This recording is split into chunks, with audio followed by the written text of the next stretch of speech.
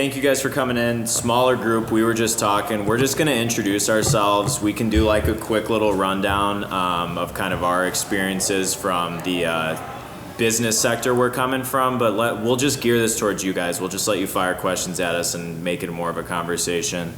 So I'm Mike Bogalski. I'm with Flex Payment Solutions. We're a direct payment processor, so we're an ISO for Visa, MasterCard with a couple banks, and we do some ACH, check processing, just basically money movement stuff. We're out of Missouri, presence in Chicago, small presence in Houston. That's my background. How'd you want to? Yeah, my name is Trask Harmon. I'm a partner with Merchant Global Transact. We are a large volume, high risk processing company. We have a very large portfolio in nutraceutical online, which is it's a high risk endeavor. And then it's my job to bring new business to Merchant Global, and we're focused on our solutions for the CBD, hemp, as well as the medical side. We have solutions for the ancillary medical marijuana markets. We have solutions for the medical marijuana markets as well as the hemp and CBD. We can do everything from your brick and mortar to your online, as well as the FDIC insured depository banking to back all of the verticals. And currently, we do hundreds of thousands of processings a day. That said, that's mostly in the nutraceutical environment. We use that block of processing power to start to give some better terms to the new emerging markets, and my focus is on the CBD. I'm Hans Enriquez, CEO of Dazed Inc. and MedX Holdings, a publicly traded company.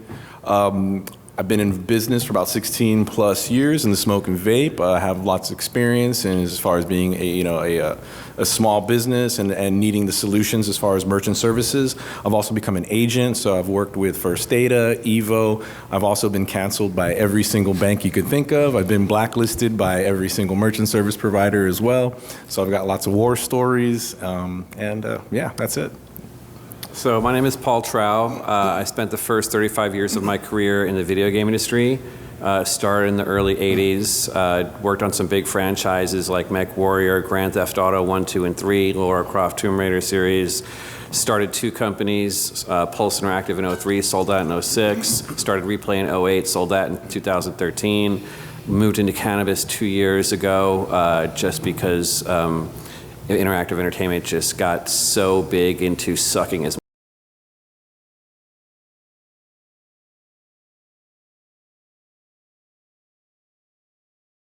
and I got burned out, and I switched industries only because I absolutely love cannabis. It's been with me since 1989.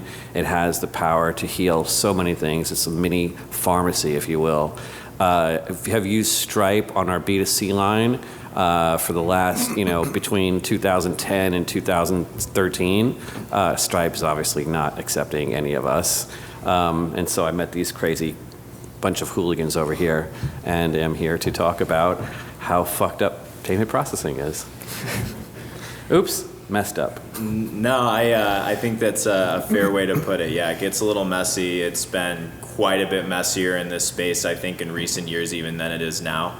But I think first and main thing from Trask's and I's standpoint that we wanted to hit on is you're going to encounter two different models when you go about signing up with a payment processor. It's going to be an aggregator model or a model where you're being issued your own merchant ID. You're more in your own silo, so to speak. You control your own gateway at that point versus being part of somebody's larger gateway. Absolutely. You're also not at risk of someone else that's processing in the same pot as you is doing something stupid and imploding the entire bank relationship, which has absolutely happened. Elavon and U.S. Bank or Bank of America, whoever it was, is probably the most recent example of that. But Trask, do you want to talk a little bit just advantages, disadvantages of each? Sure. It's very different, honestly. It's a completely different avenue, whichever way you decide to go. We're under the impression that the people sitting in this room are looking to acquire, your electronic payment processing and the banking for, mostly startup CBD. I mean, do you have if you have a specific question geared towards your vertical and your model, feel free to ask us. Aggregator is your Squares and your Stripes of the world. Then there are your Merchant Globals and your FlexPay where we offer your own gateway. The major difference between the two is that an aggregator will immediately give you a processing account with it's very little vetting to begin with. They don't generally look at your processing account until there's a problem, something like a chargeback or a discrepancy, and then they immediately shut you down because there was no compliance and no vetting done prior to the fact. I'm not saying that they don't work. It's actually it can be a good way to build up some processing history so that you can then go and acquire your own gateway. That said, if you want to run a transparent and clean business, you really do, in our opinion, need to control your own gateway. To do that, the upfront vetting is intense. I mean, by the time you get through the process and get listed your own gateway, we are going to know where every dollar is. We're going to know your dog's name, your kid's name. It's a in-depth background check of all of your banking procedures and where your money's being held and how it is that you're using it before you're going to be given your gateway. The upfront process, if anybody tells you it's going to happen in 3 days, they're lying to you. It's a lot of back and forth between the customer and then our company, which controls the gateway, because we approach what's called an acquiring bank. The acquiring banks set the rates, they set the terms, and they set the compliance. It's our job as the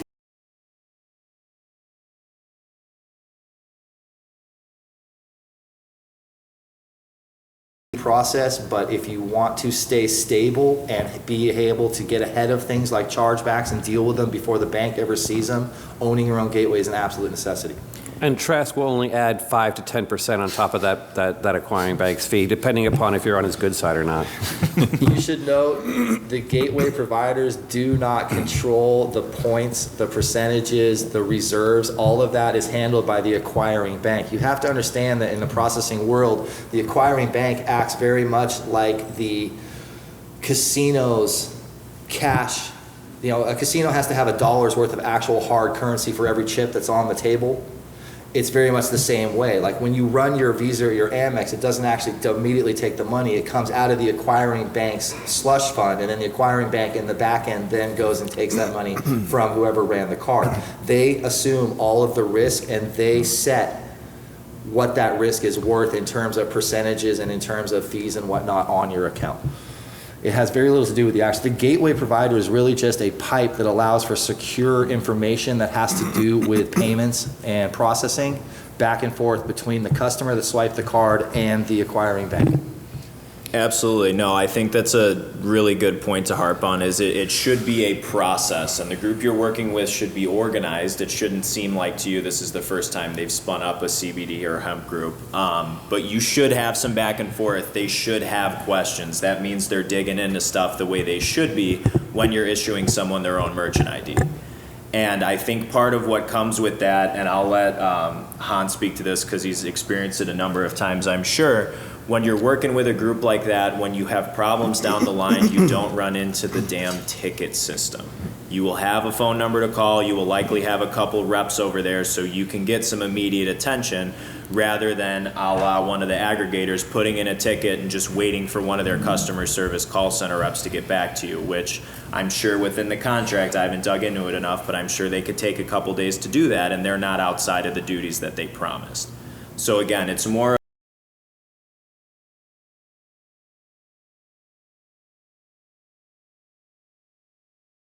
partner at that point. The plug and play 3-day stuff is really just that. It's very quick and convenient, but it's plug and play. It's not necessarily a true partnership. You will get no back end support from an aggregator. It's just not going to happen. They're not even going to pick up the phone. From a customer service standpoint, now there is a cost to getting that sort of service, but from a customer standpoint, when you call Merchant Global because you've had a discrepancy or you have a question, we have, tech support, live tech support that's going to take that call. You build a partnership with your gateway, and the gateway maintains the partnership to the acquiring bank. Hans, do you have an experience? I'm sure you have. Yeah, like, absolutely. Trying to problem solve with that. Yeah, no, on some of the points that they bring up, as far as providing solutions, right? Having been in this business for quite a while, having gone through many different types of solutions, having been in your position, being in startup and looking for this solution, we've developed some small businesses and done some brand development where they're coming right out of the gate, and these are things that they need. Things that you would want to consider when you're looking for merchant services, and these are things that I continue to experience, right? You have brick and mortar, you have e-com, you've got wholesale, B2B, B2C, really depending on what your needs are. To find a solution that can get you across the entire vertical from your brick and mortar to your e-com to your B2C to make sure that everything is working in conjunction. They mentioned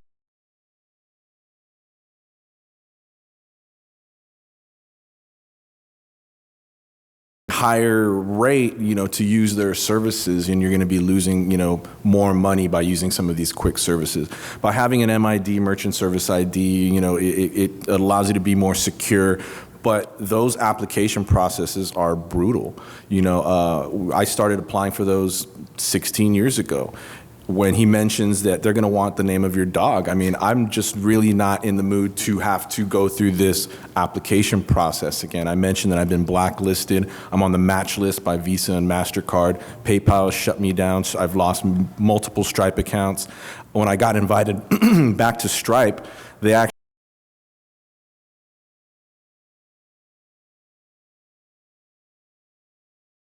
canceled me from 6 years prior for selling glass and vape products and violating policies. So being able to find a solution for this industry is very important, to me, as far as, there are many startups and businesses that just need banking and financial services. I think cannabis, hemp, CBD deserves the same amount of treatment and service from these banks, right? And so I fall into that category. I'm constantly looking for the new solution. Well, not the new solution, the solution that works, and that's what's the most important to me. We have brick and mortar. We've got e-com. They're doing background checks on your COAs, making sure that you're not making claims on your site. We've been shut down for a good review on Google, on Facebook. We go back as far as MySpace. If a merchant service provider wants to do a background check, all they have to do is Google us, and they'll know whether, and what business we are in. So things to consider, right? What are you using your merchant service for? Is it for your brick and mortar? All right, well, that's going to be one set of criteria. If it's just e-com, that's another. If it's both, guess what? It's going to be even more difficult. These are all things you want to start to consider now. And working with them, we definitely are looking for these solutions for you. I know Paul's had some experience too, as far as the gauntlet that you have to go through in order to be able to take money to build your business and being able to accept credit cards. And I'll take your money in Bitcoin, pesos, yen, I don't care, but allow me to take it and allow me to put it in the bank. Every single ISO will say yes right away, because they want your business. So every single ISO will say, yes, absolutely, we can do hemp, we can do Delta 8, we can do everything, and then when you get down the rabbit hole 2, 3, 4 weeks later, then they come back with, oh, you can't be over 0.3 total percent THC. I'm like, well, no, actually the Farm Bill says 0.3 Delta 9 THC. Well, I'm sorry, the bank doesn't do that. But we'll let you do Kratom offshore, but in order to do Kratom, you can't be over 0.3 total THC. But I'm like, well, the Farm Bill says specifically this. Well, the banks are old school. He mentions Kratom. That's a good point. We've also helped develop a merchant service, company, and I've been an agent and been able to offer it. And right now, Kratom is a no. Just end of story. Onshore, offshore, yes. Yeah, well, offshore, yeah. I don't want to send my money offshore, and I don't want to wait a week, and I don't want a $1,000 reserve or whatever it might be. I want services and solutions that are domestic. Yeah, that exists, right? But let's go back with Kratom, right? And we can make the argument, and for a Kratom seller, retailer, he may make the argument, well, it is legal and it's a natural substance and whatnot. But if it's illegal in some states, you have to argue against that.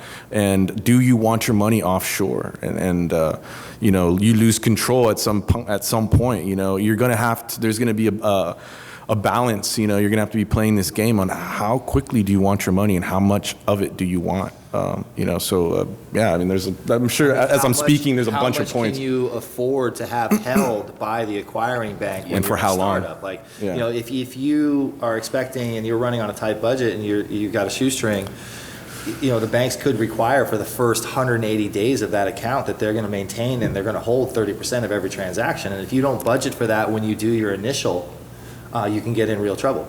Or if you get canceled for lying on your application, they'll hold whatever money you have for 180 days. And guess what? You were counting on that for next week's payroll. So, making sure that, you apply correctly, and it's not easy, but that's what we're up against. And as it continues to get legalized and we see the momentum, I think it'll only get more stringent and strict, but that's what we asked for, right? We wanted it legalized, and there's going to be restrictions and policies that go along with it. We may not all agree with them, but that's what's available, and people like ourselves are trying to come up with solutions for you, so that you can be in business and it's not as difficult for you to take people's money.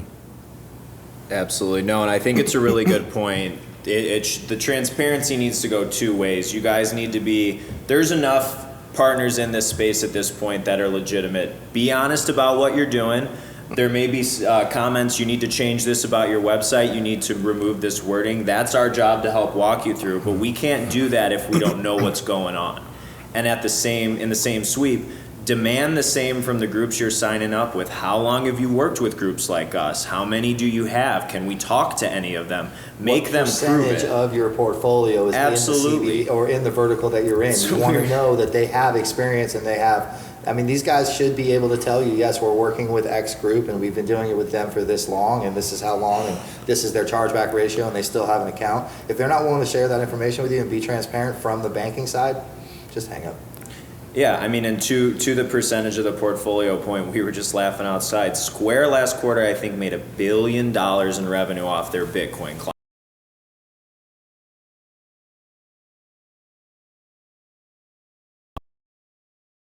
For them. So again, it's certainly something to keep in mind. Partner up with someone who cares about helping your business and in turn growing this space, because those are the groups that are going to not only honestly underwrite you, but they're going to stick with you through any kind of rough times that do happen to come up. Question for the audience, raise of hands. I mean, who here is looking for merchant services right now? Who doesn't have merchant services? Okay. And this gentleman over here in the gray jacket, he nodded his head. He wasn't looking for merchant service. So you piqued my interest. What's your interest in?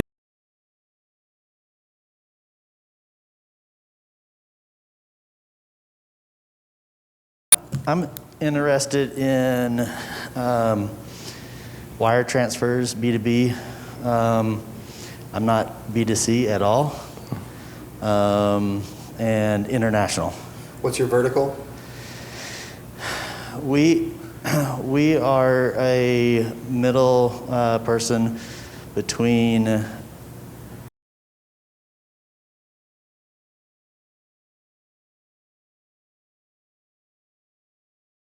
And is it a dropship model or are you warehousing your own goods? we are not. So we have a 3PL that's warehousing, and they have a pharmacist on site. So they're our host, and then we will.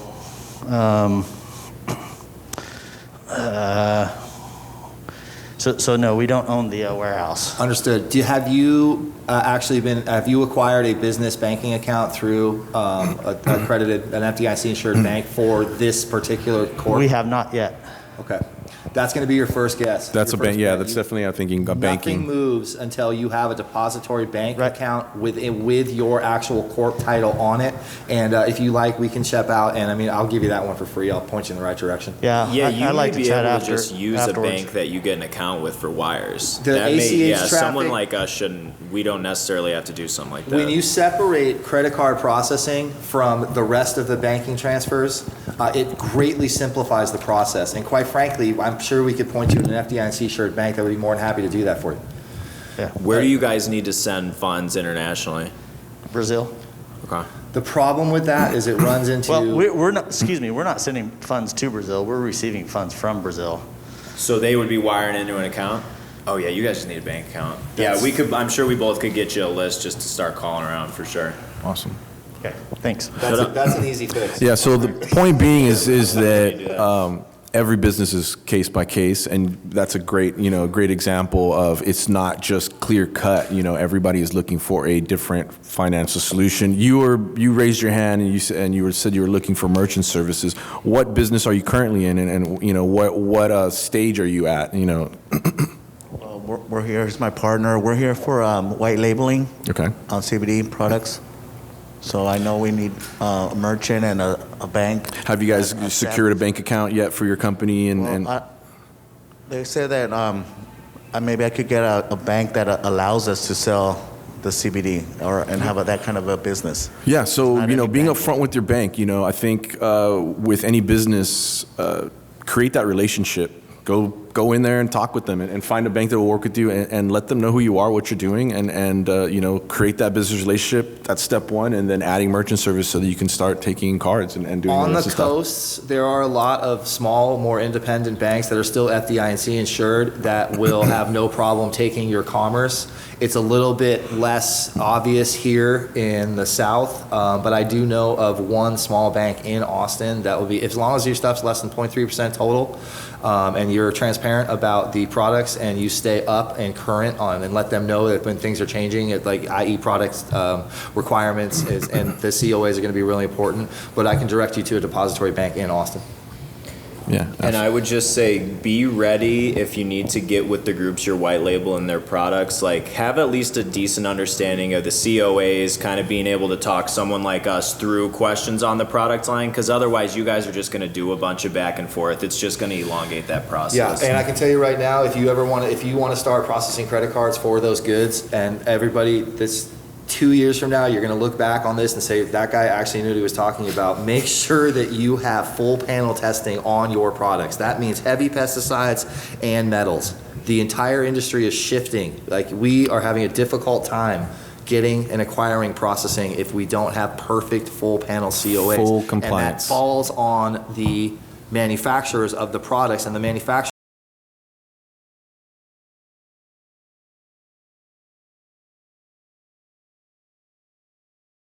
Products are not going to have full panel. a year from now, if it doesn't have a full panel, no bank's going to touch it. That's where it's headed. There is a concerted, organized push towards that. Yes. Full panel on what point? What we're looking for right now, and Just embrace it now.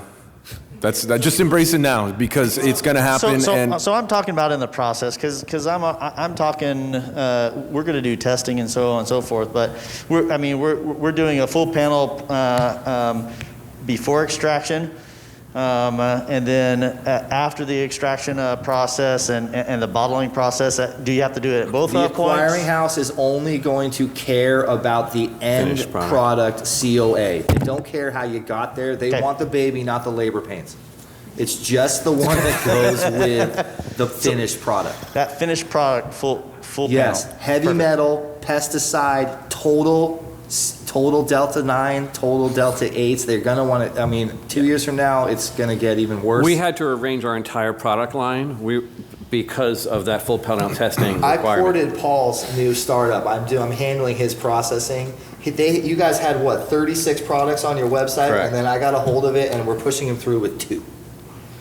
Now, we will build a portfolio after that, but they can't start building a portfolio until they can create a debit card or a credit card payment. So literally, to get them through the compliance, we took a 36 SKU. item SKUs and took it down to 2, because those 2 were the only ones that we could find that had full panels on And them. trust me, I went to every single vendor. Every single vendor. As a matter of fact, I have backups for my backup vendors in case they run out of product. Nobody hits full panel testing because it costs $800 for a full panel. I have larger clients that are running independent full panel testings just so that they can then sell that product. The couple back there, where I think you raised your hand that you were looking for merchant services. Either of you? Yeah, so we're a startup and, sorry. We can hear you. So we have a naturopathy retail e-commerce site, but we're looking to get into brick and mortar, but we're kind of like in the discovery sessions of finding out what CBD is all about. So naturopathy is all about healing the whole self, and so CBD has so many beneficial aspects to it. So we want to be informed, so that's why we're here and doing our research. But I have talked, I mean, we do through Square, and obviously, you know, I talked with them and there was a lot of pushback on it. So, and I bank with a small bank as far as my business banking and stuff. So we wanted to make sure that this is something that we fully wanted to do, so that's why we're here. Yeah. Well, that's great that you're doing. Do your homework, research, do more homework, and then get to work. Yeah, as a naturopathic organization, you shouldn't have as much problems as we've had. Our entire mission is to get people high legally, and so when banks see that on our website, it's an automatic no. I like that. Yeah, so. He just said F it, he's going for it, he doesn't care, he's like. No, I mean, nobody else is doing it in the entire hemp universe except us, so. Hence, it's taken us, 4 months to. Yeah, in Texas, especially. Yeah. You know, Paul just made a point though, and it goes with that as well. And as much as Trask and I love ourselves, you also really need to go into this with redundancy, whether it's a group that you can leave on the shelf for $100 fixed fees a month, or someone it's worth it for us for $100 a month to have a backup. Absolutely. Stuff happens. And especially with an aggregator model, stuff happens a lot quicker than you would think. So have a bunch of options available to you, because going down for even a week at a time, I mean, that's even for us at $250 a month. Massive damage to the business. The majority of my clients are enterprise level. SMB is not really our thing. Like we're pretty much referral only. We do a lot of the affiliate programs online, so it'll be one individual that has,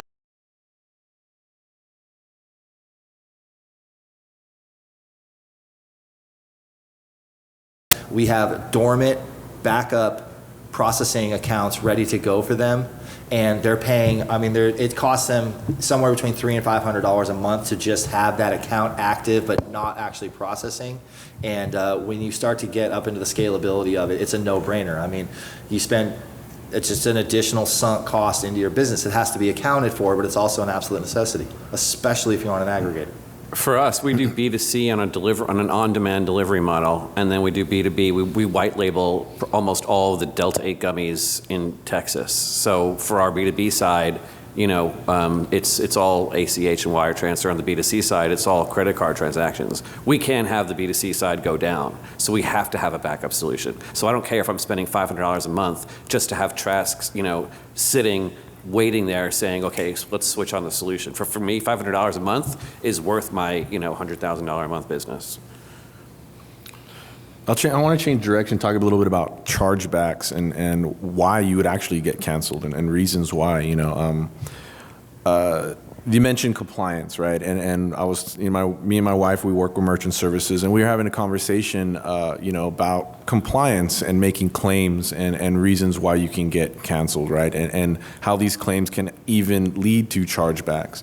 So if you sell a CBD product and it says this is great for pain, then somebody buys it in whatever state you send it to, and then they say this doesn't work for pain. Guess what? They now have sent it back. You've got a chargeback, and you have, you believe in the product, but it just didn't happen to work for this particular individual. Or this product doesn't get you high. Or it doesn't get you high, right? They thought it was going to get you stoned, and it didn't. So now you have all these claims that are made on your website. Now you have people sending them back because it doesn't work. Guess what? Now your chargeback ratio has gone up.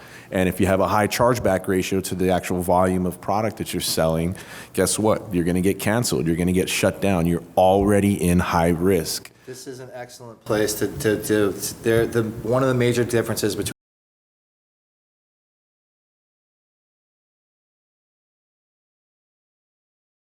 to get between that chargeback and the bank. It's going directly to the acquiring bank, and that's when they start to look at your account. When you own your own gateway, we provide you the capability. We have a 72-hour window built in. That chargeback comes through the gateway, it flags as a chargeback, you as the account holder are notified that there was a chargeback, and then you can go direct communicate between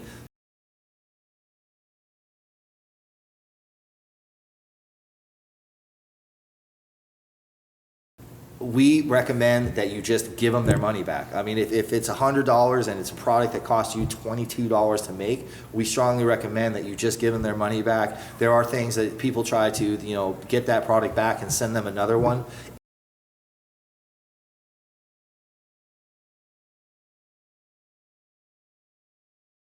Is one of the major benefits of having your own gateway. That said, it comes at a cost. We had a customer that's 15 miles outside of our delivery zone who ordered a product and didn't realize that we didn't deliver 15 miles away. And he's like, you know what? He's like, I just want a refund. We issued him a refund because we're using Square as an intermediary until we find, on our B2C side, until we find a long-term solution.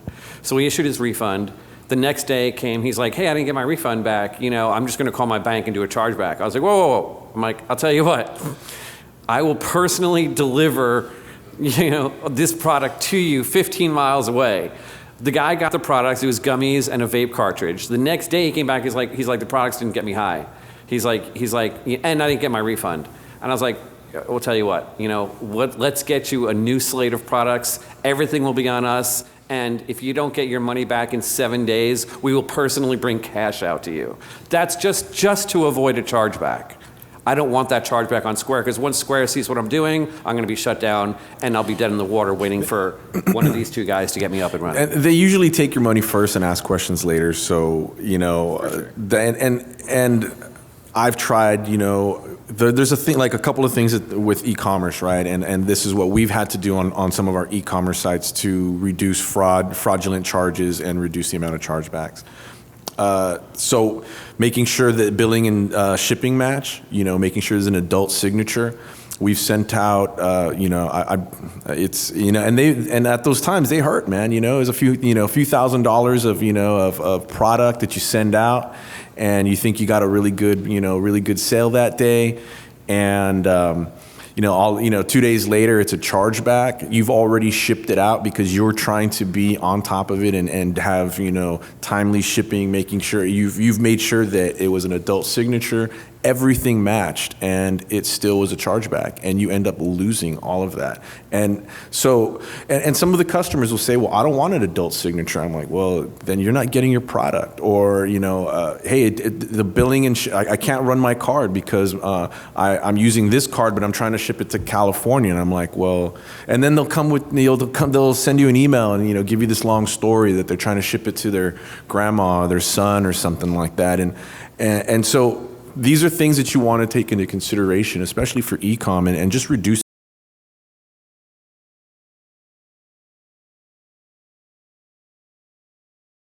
Especially if you're doing any type of shipping. Something else you should also take into consideration, if you are using an aggregator service like Square or PayPal, they're going to charge you a fee to do an instant transfer. I highly suggest you do the instant transfer and pay the fee to get the money out of there, because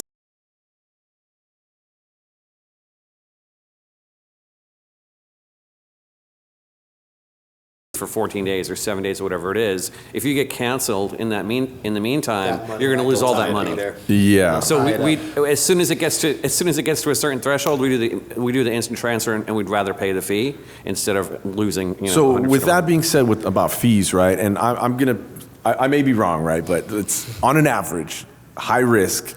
I've seen it about 3% for over, I don't know how many years, right? And then you get some offshore accounts up to 7%, 9%, something crazy, right? With Square, it's about 3%.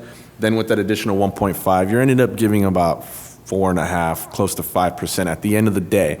Now, this is the cost of being able to have access to your money. Finding better solutions so that you can keep more of it is very important, is critical to the success of the industry, because we need to keep as much of that money in our pockets to run our businesses. These gentlemen can help you find those solutions. I can. Paul will tell you all types of stories. We can give you tons of stories, and is from business development side to banking and just helping get your money into your bank account. Yeah, definitely ask questions and make sure whoever you're signing up with is explaining to you. There's a difference between paying 3% flat and 3% over interchange. And there's some people who sell those things like they're the same thing. I can't tell you how many conferences we've been at in other spaces where people tell me, well, I pay 1.05 flat. No, you don't. Interchange is bigger than that generally. So again, make sure you're asking these guys so someone's not selling you 3% flat. You're like, holy cow, I got a great deal here. And it turns out to be 3% over interchange. It's complete. Is it a dramatic shift? No, but it changes your modeling. It changes the amount of money you're able to collect. It's completely different from your understanding if you're thinking it's 3% flat. What averages are you guys seeing right now and offering to some of your higher volume customers? It's a loaded question because you got to break it down. Like, you guys need to understand, anything online is immediately a higher risk venture. I mean, if you're a brick and mortar store, then you're actually card present.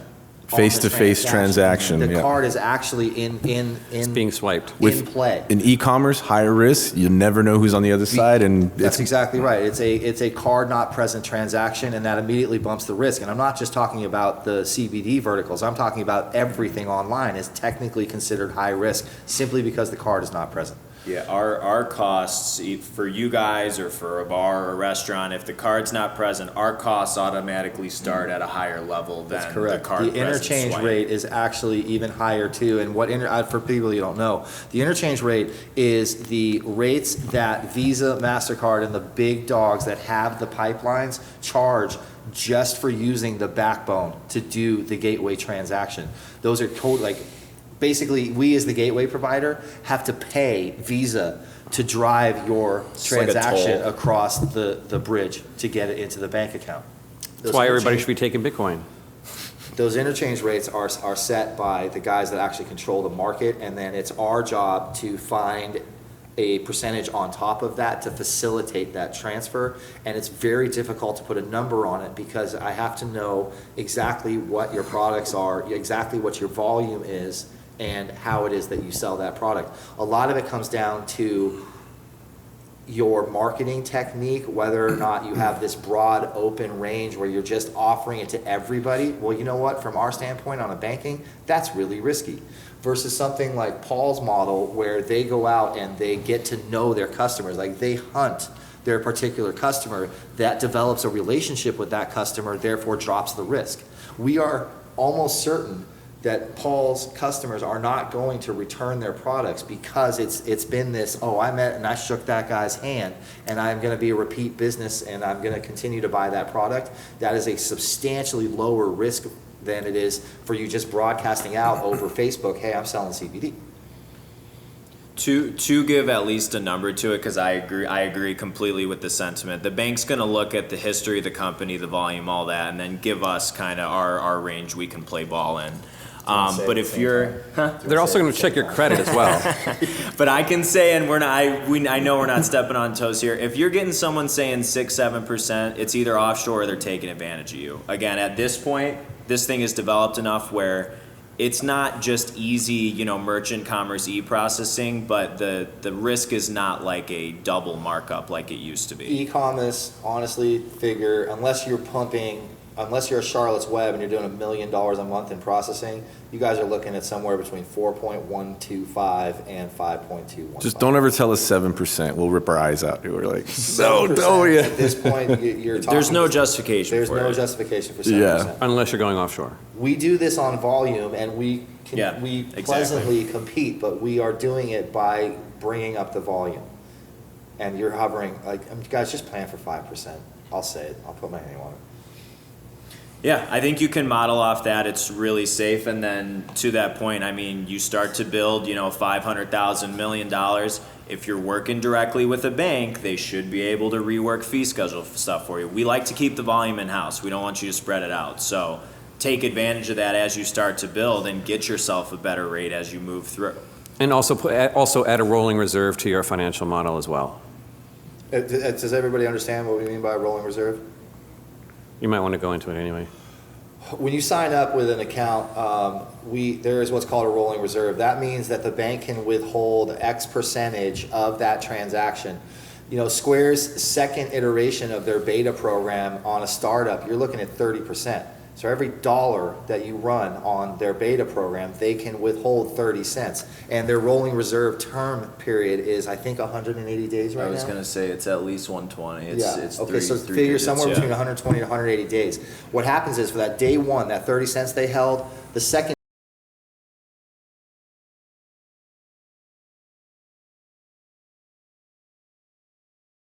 released from their escrow account into your actual depository bank. Day two, all of those little 30 cents that added up from every single dollar transaction, day two at 182 days, then that money will be released to you, and it's not technically your money. 30% is obscene. We have the capability, figure 5 to 10%. If it's higher than 7%, then you can start to demand a time period to be something like 90 days. With a gateway and a program like Mitigator, you can guarantee you're not going to get a chargeback. You will see that money back, and it should be somewhere between 5 and 7%. Yeah. Yeah, and again, to put it in perspective, if you do 100,000 in sales over 6 months with that 30%, that's $30,000 over that 6 months. And Which it's is just probably your trickle in. profit It's margin. crazy. Yeah. It's just not going to trickle operational. in. It's going to come in every single day. I mean, if you don't plan for that through month 36 of your startup, you're DOA. And again, they're not gonna be friendly. Hey guys, we got to make payroll this week. Can we get some of that back? It's not gonna happen. So you've just got to plan on that not being working capital for whatever period of time they specify. But then make sure you hold them to that. If they're saying we're releasing at 90, check on them day 88, 89, and 90. Make sure you got your money. Sorry, go ahead. Question.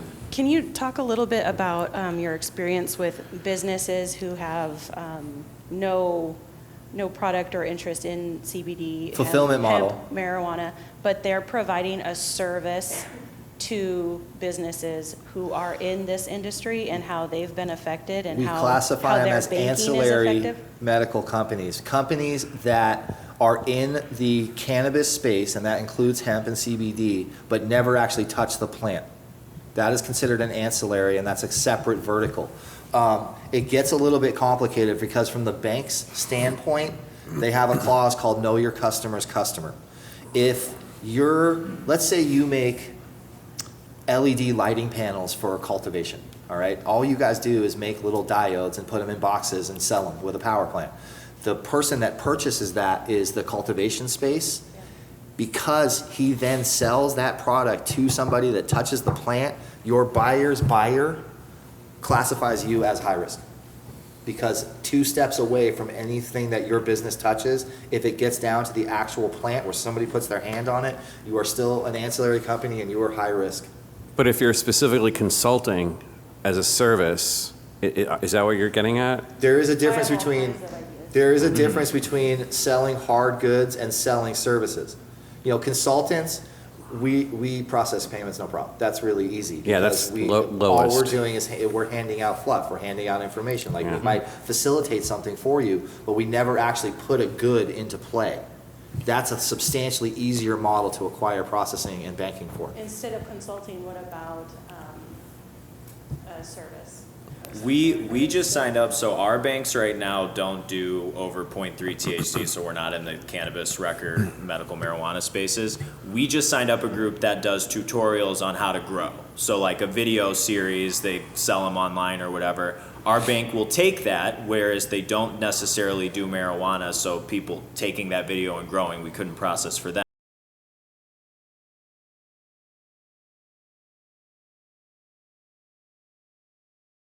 On the spaces they work in.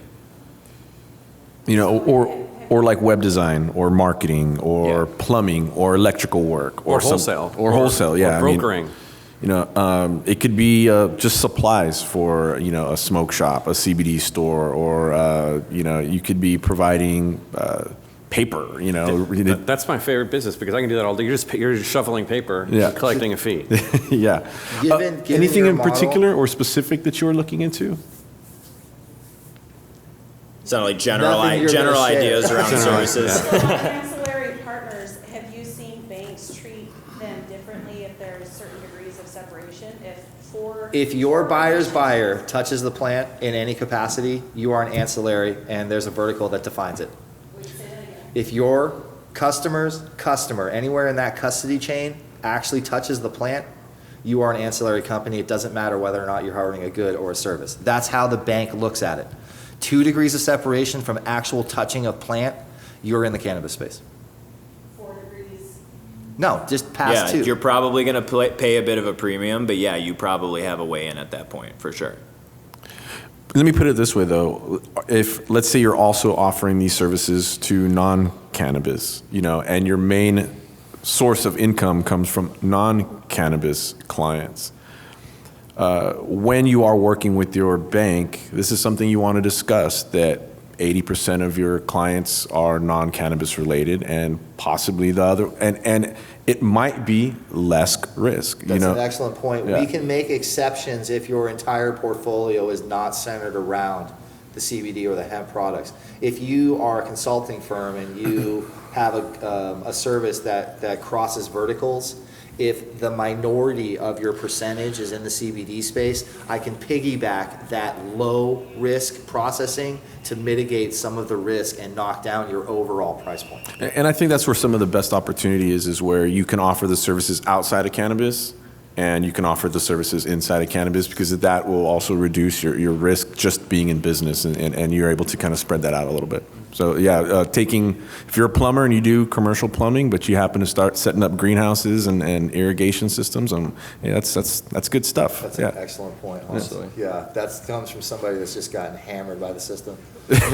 Absolutely. I promise I'm not bitter. Hans's experience is really beneficial. Relationships, though, with, let's just say, a farm, they have a business account and a personal account.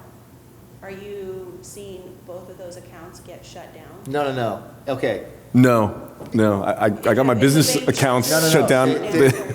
When you do it properly, and I can't speak to the aggregator models, I can tell you how it is that we will advise you to set it up. We're going to put all of your CBD or hemp commerce on an island. There's going to be a separate corp that protects it. There's going to be an IEN and a DBA specifically for that, and we're going to land you a depository checking account with just that exposure to the corp that you used for that one particular. We will have to get into your personal bank's accounts just to vet so that we can, it's one of the easiest ways that the banks can say this person is who they say they are, is by looking at their personal account. After that account is off the table. It has nothing to do with don't hook that up for The next group don't is ever put processing on your actual personal account. It they'll is pull- possible, but don't do it. The next group we'll is pull waiting to come in, chargebacks guys. out of that in some instances if it's a settlement account and the program's designed to pull chargebacks straight from the source that the funds went to. That you don't want your personal account on that. It could definitely Absolutely get need to be sticky. behind a independent LLC, sole proprietorship, it doesn't matter. Just make sure that the name on that business bank account matches your DBA, and then you use that as your starting point to acquire your processing. And honestly, for somebody that's been doing, I've been an entrepreneur for now 20 years, please don't do a sole proprietor or a DBA. Yeah, Make sure set you're yourself up an incorporated. LLC or a corp. Pay the $250 because you have a corporate shield that protects you unless you're committing fraud. So to answer your question directly, I had 3 business bank accounts shut down, and they left my personal one. I was like, well, thanks. I'm still going to another bank, Still the same bank. Yeah, no, I was like, yeah. They're like, you could, yeah, and they send me reminders like, come on in. I'm like, dude, I'm never going to your bank again, So just separate yourself, protect yourself, separate your entities. If going with the plumbing thing, right? If you got AB plumbing, make XYZ plumbing, and that's for cannabis. Mm-hmm. So if someone were to come and tell you that they had a business and personal account get shut down, would you guess that they were commingling funds? Yes. Yeah. I Don't do definitely it. would. My firm wouldn't touch that with a 10-foot. Well, and I don't know why they got signed up. That's the point we were kind of getting as we'd never sign you up with your personal bank account because We we'll will check not the name expose on your it. personal So finances to your corporate structure. There is no tie between. It's literally on an island. Zero tie to your personal finances. and we're at the time. I don't think any of us have an issue hanging out, but I know there's probably other No, stuff they're going on, waiting so outside. People need to run out. Time's Yeah. up. We are here for questions. I thank you guys for staying and listening appreciate to us, and we're here to help you with, providing you financial services, solutions, and business development. Thank you If guys. anybody needs D8 Thanks, folks. gummies in Texas, let me know. I wholesale them. Thank you guys. Thanks.